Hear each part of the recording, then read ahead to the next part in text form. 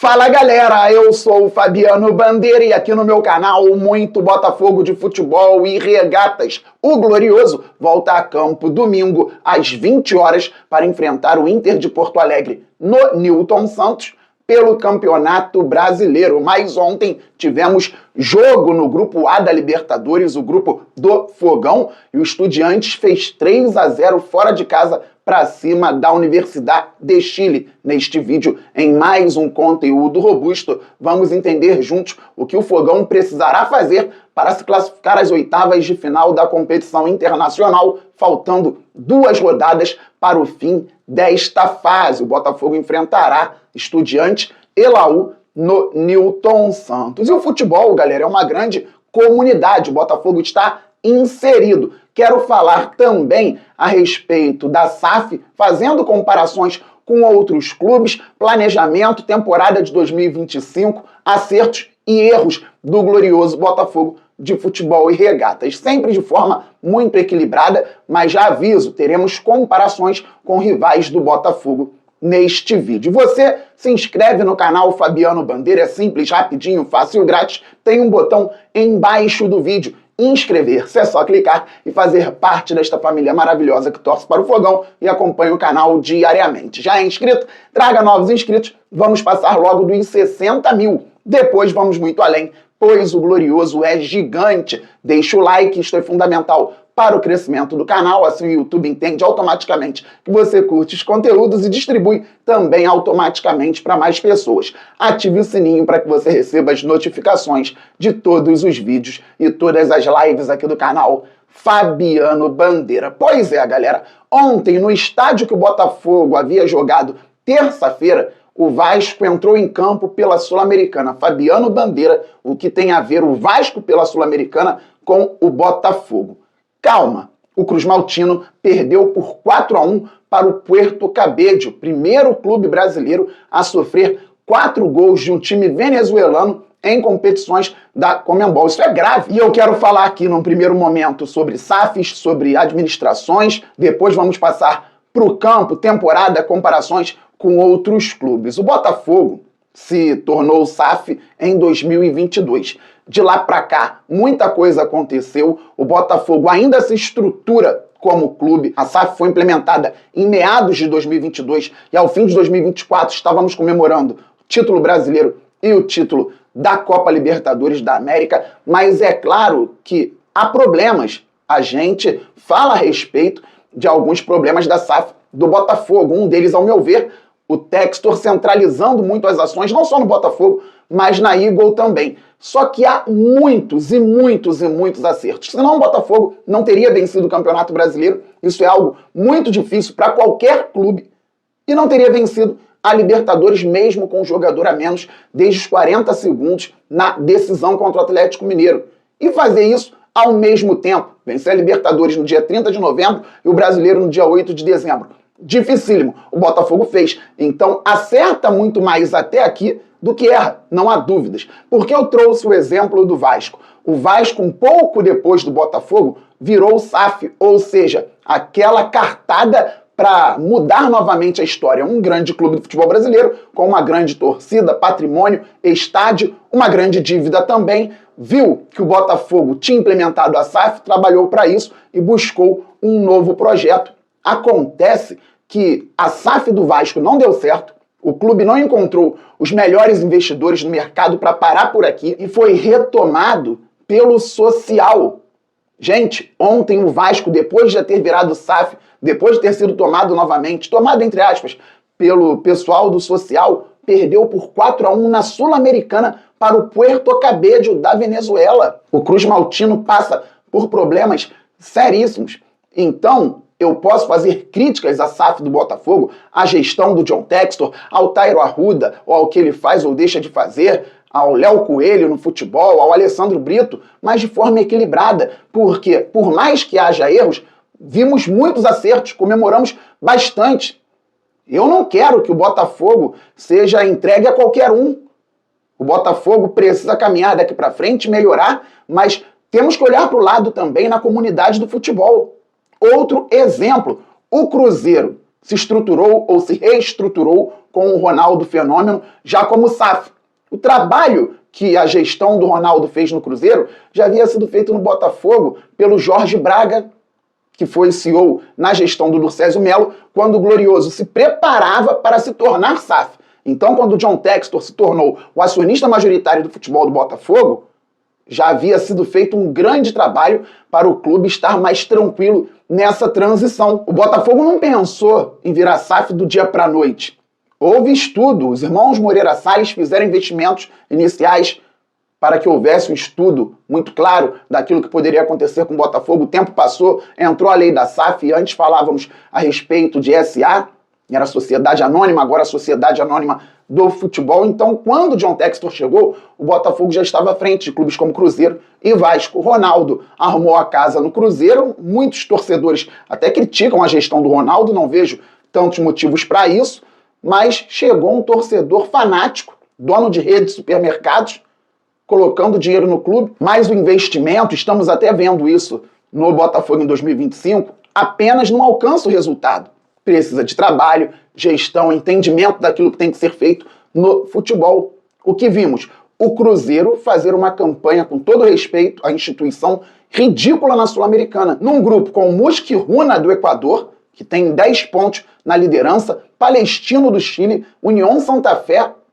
O Cruzeiro está em último com 1 ponto, porque empatou ontem fora de casa com os equatorianos. 1 ponto nesse grupo na Sul-Americana, tendo contratado o Dudu junto ao Palmeiras e já negociado com o grande rival do Cruzeiro, Atlético Mineiro. Então podemos criticar ações equivocadas da SAF do Botafogo, não podemos perder o senso crítico, mas eu prezo sempre, ou geralmente, pelo equilíbrio, principalmente observando outros clubes na comunidade do futebol. O Botafogo ainda tem muito a evoluir, o Botafogo ainda não está sólido, precisa melhorar cada vez mais e a gente quer que isso aconteça. O Botafogo precisa estruturar a base, precisa de um CT finalizado. O CT hoje é muito bom, mas precisa do CT integrado. O Botafogo está dentro da Eagle, que ainda pensa no IPO, mesmo com as dificuldades atuais no mercado.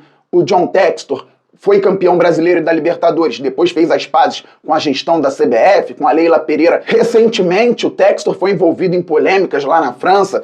Ele é gestor também, acionista majoritário do Lyon, dos grandes clubes daquele país, e o poderoso presidente do PSG chamou o Textor até de cowboy. O John, então, foi a um jogo do Lyon caracterizado com chapéu de cowboy, ironizando a fala do gestor do PSG. E o que aconteceu? O PSG, que está no grupo do Botafogo no Mundial, convidou o Textor para a partida importantíssima de ontem, na França, contra o Arsenal, semifinal da Champions League. PSG tinha vencido na Inglaterra por 1-0, ontem confirmou a vaga na final, vencendo a equipe inglesa por 2-1. E o Textor até postou nas redes sociais, já deve estar se articulando por lá também, para que o Lyon não tenha tantos problemas na França. E se o Textor não fosse uma ameaça no bom sentido, se é que tem como ser ameaça no bom sentido, para o PSG, ele não teria sido convidado para assistir a partida. Se eles ignorassem, não ligassem, não acreditassem, não convidariam o acionista majoritário do Lyon e do Botafogo para a partida de ontem contra o Arsenal. Vamos até ver o que falou o Textor nas redes sociais. Aspas para John Textor: muito feliz por ter sido convidado pelo PSG para a semifinal da UEFA Champions League desta noite. Também feliz por trabalhar novamente com o Nasser Al-Khelaifi, que é o presidente do PSG. Neste momento crítico, nos desafios e oportunidades do futebol francês. Desafios, porque o problema na França não é só o Lyon, a Liga passa por desafios, problemas. Então o Textor falou, neste momento crítico, nos desafios e oportunidades do futebol francês. Em momentos como este, vamos trabalhar juntos. Então deixei o chapéu de cowboy em Lyon. Esta noite eu apoio a França, escreveu o Textor, sendo muito político, se articulando também com o presidente do PSG e até mesmo com a Liga Francesa, já que ele falou que apoia a França, hoje o principal clube da França, em nível de jogadores e economicamente falando também, é de longe ainda o PSG. Pois bem, galera, então voltando à gestão do Botafogo, tem falhas? Claro, nós estamos vendo em 2025 A gente espera que o Botafogo melhore e evolua, que esses erros sejam minimizados e que o Botafogo continue avançando. Então vamos, o vídeo pode ficar um pouco mais longo hoje, para campo e bola, porque o Botafogo teve problemas. O Botafogo demorou a contratar um treinador, muita gente não quer mais o Renato Paiva no clube. O Botafogo não montou ainda um elenco maravilhoso, embora tenha um bom time e boas peças. E o meu problema não é com as críticas que fazemos ao Botafogo, ao Renato Paiva, aos jogadores. O Glorioso deveria estar mais bem posicionado na Libertadores e no Campeonato Brasileiro, principalmente por ter deixado de lado o início do ano aqui no calendário do futebol brasileiro para se preparar para essas competições, também para Super Mundial e Copa do Brasil. Acontece que do Botafogo falamos nós e sobre outros clubes, porque ao lado parece que é tudo perfeito sempre.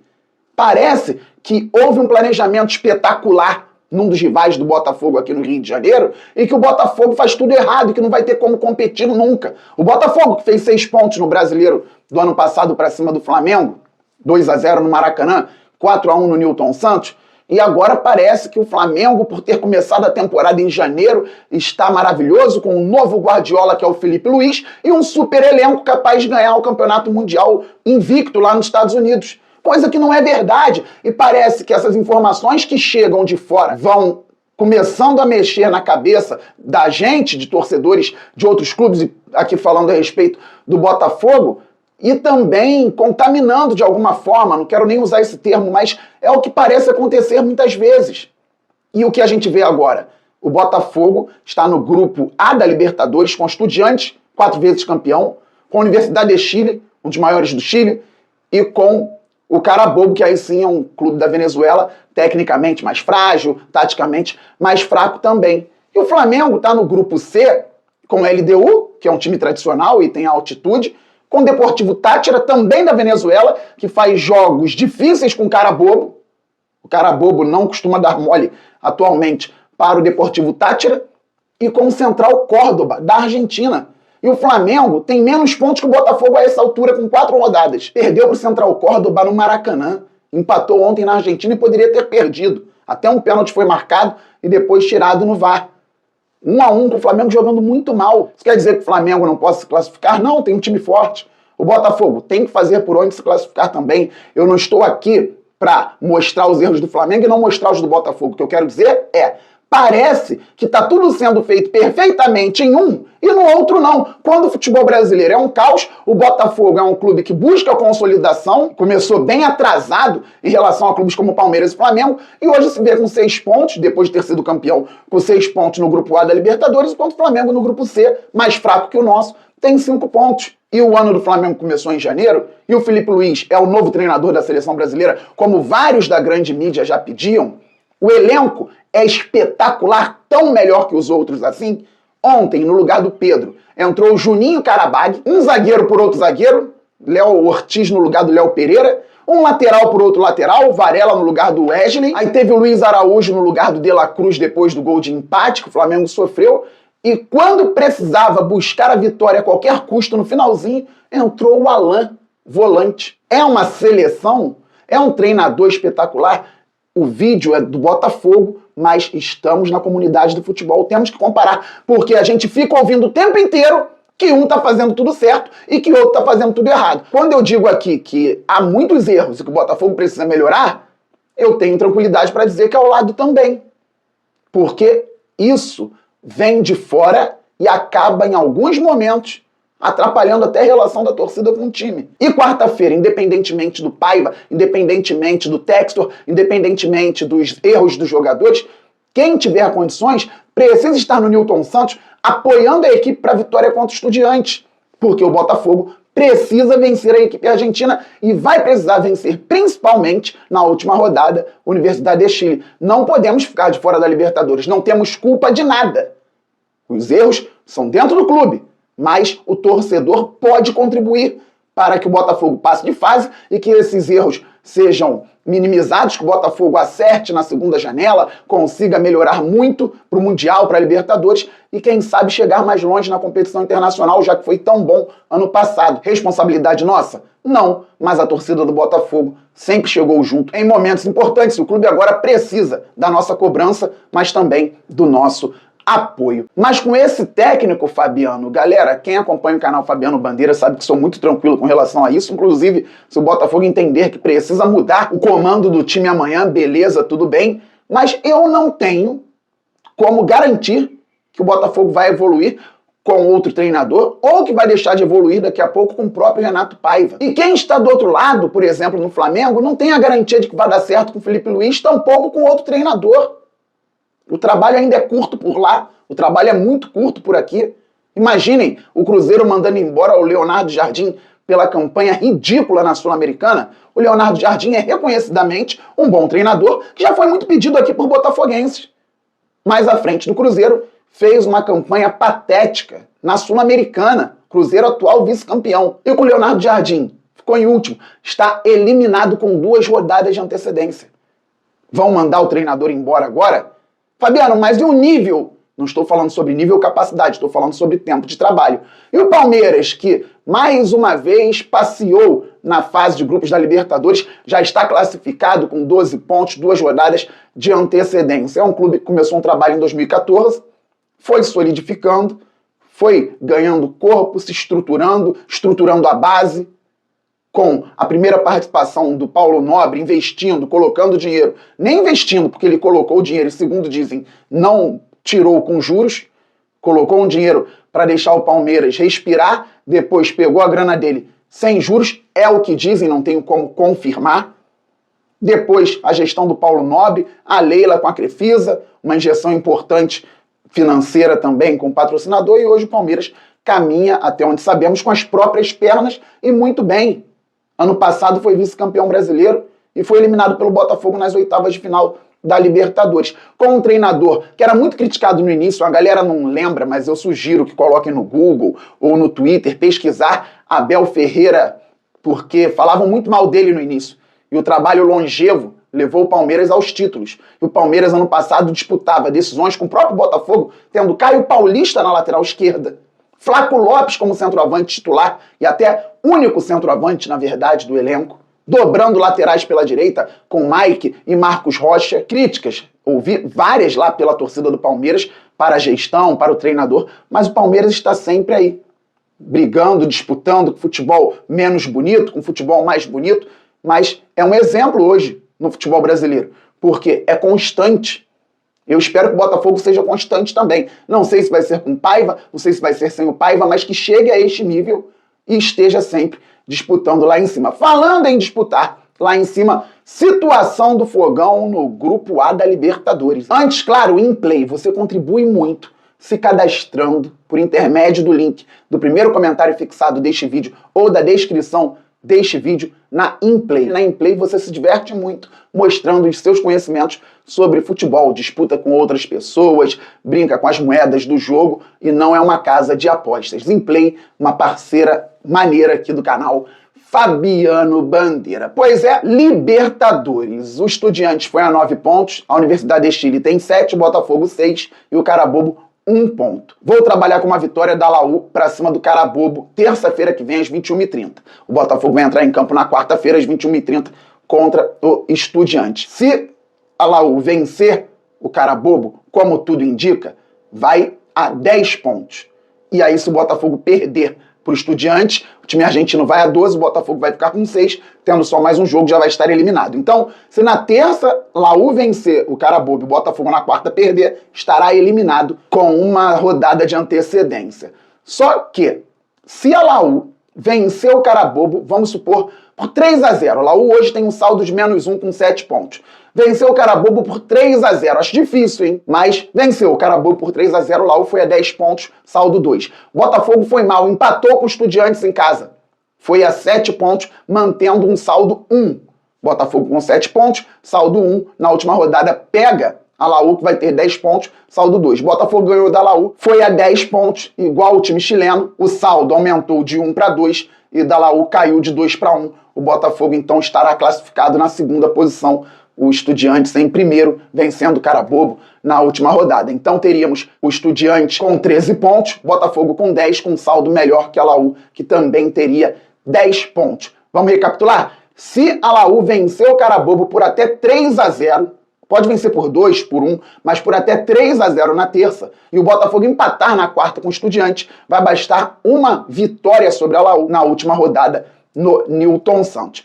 Se a Laú vencer o Carabobo, o Botafogo perder para o Estudiantes, vai estar fora, galera. E o Botafogo se classifica sem depender de nada, vencendo os dois, vencendo o Estudiantes na quarta e vencendo a Laú, aí chegando a 12 pontos e até brigando por primeiro lugar com o Estudiantes. Beleza, galera? Só para simplificar, porque se começar a pensar em empate do time chileno com Carabobo, outra situação pode acontecer, acho difícil também o empate. O time chileno perdeu ontem por 3-0 para o Estudiantes, mas é melhor que o time venezuelano, embora tenha empatado na Venezuela por 1-1. Então, vou torcer para o Carabobo contra a Universidade de Chile? Obviamente. Mas se o Carabobo não tomar mais 3 gols, já tá legal que o Botafogo pode empatar com o Estudiantes, mas vai ter que vencer a Laú. Então temos chances, vamos torcer muito, vamos apoiar. Quem puder, esteja no estádio Newton Santos na quarta-feira. Domingo, o Botafogo joga 20 horas com o Inter, Dia das Mães. Beleza, eu estarei lá, apoiando, torcendo, entendo quem não puder ir, mas quarta-feira, 21h30, Fogão contra Estudiantes, uma final para o Glorioso e teremos outra final contra a Laú. Beleza, galera? Estamos muito juntos. Saudações alvinegras, aquele abraço, valeu, fui, fogo!